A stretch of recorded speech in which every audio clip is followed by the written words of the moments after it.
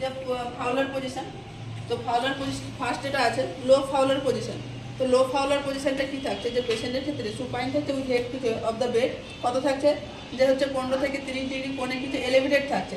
এক্ষেত্রে আমরা কোন কোন ক্ষেত্রে পেশেন্টের ইন্ডিকেশন, তো ফার্স্ট যেটা বলছি সেটা হচ্ছে যে উন এভার্সেশন, এটা মানে হচ্ছে যে কি উন যখন হচ্ছে যে একটা সার্জারি কী করা হয় যে যখন হচ্ছে যে protrusion of the internal organ through the one incision, যে কাটা অংশ কী হয় যে অর্গান যখন হচ্ছে প্রোট্রুশন হয় তখন এটা কখন দেখা যায়, দেখা যায় যে 6 থেকে 8 দিনের পর কী করা হয় সার্জারি দেখা যায়।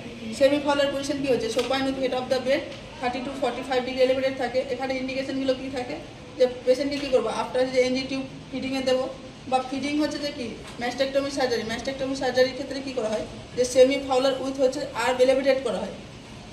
ম্যাস্টেক্টমি হচ্ছে একটা হচ্ছে ব্রেস্টের রিমুভাল ব্রেস্ট রিমুভাল সার্জারি, দেন হচ্ছে আফটার থাইরয়েক্টমি সার্জারি, দেন যে ক্লাইন উইথ হেমারেজিক যখন হেমারেজিক শক থাকে তখন দেওয়া হয়, বা আপনার হচ্ছে ক্যাটারেক্ট সার্জারি চোখের সার্জারি, সেখানে কী করবো যে ক্যাটারেক্ট সার্জারির ক্ষেত্রে আমরা semi Fowler position with unaffected side দেবো। দেন হচ্ছে সেরিব্রাল হচ্ছে অ্যানিউরিজম বা ইরিগেশনের ক্ষেত্রে আমরা কী করবো দেবো।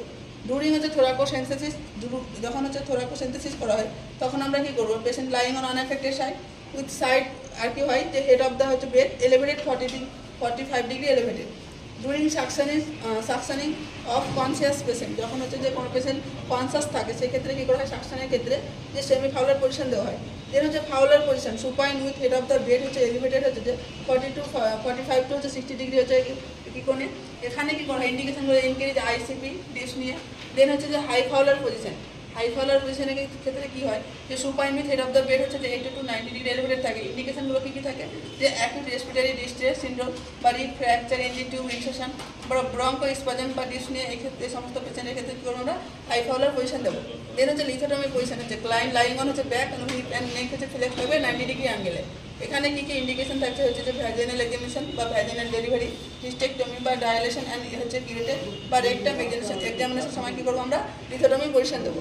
দেন হচ্ছে রোজ পজিশন কাদের ক্ষেত্রে দেবো, রোজ পজিশন হচ্ছে যে পিলো কী করবো প্লেস, পিলোটা হচ্ছে যে কি শোল্ডার নিচে হচ্ছে কি পিলো প্লেস করা হয় সুপাইন পজিশন। এখানে কী হয় যে হাইপার এক্সটেনশন অফ নেক, নেকটা কী হয় যে পেছনের দিকে হচ্ছে হাইপার এক্সটেনশন থাকে। এক্ষেত্রে ইন্ডিকেশনগুলো কী কী যে টনসিলেক্টমি সার্জারি করা হয় যখন, বা হচ্ছে যে কি ট্রাকেস্টমি টিউব যখন ইনসেশন করা হয়, বা থাইরয়েক্টমি সার্জারি করা হয়। থাইরয়েক্টমি সার্জারির ক্ষেত্রে কী হয় এক্ষেত্রে যেমন হচ্ছে ল্যারিঞ্জিয়াল লার্ভ ইনজুরি হওয়ার সম্ভাবনা থাকে। এর ক্ষেত্রে কী কী দেখা যায় যে রেসপিরেটরি অবস্ট্রাকশন বা ডিসনিয়া বা ভয়েস হচ্ছে ডিজর্ডার দেখা যায়।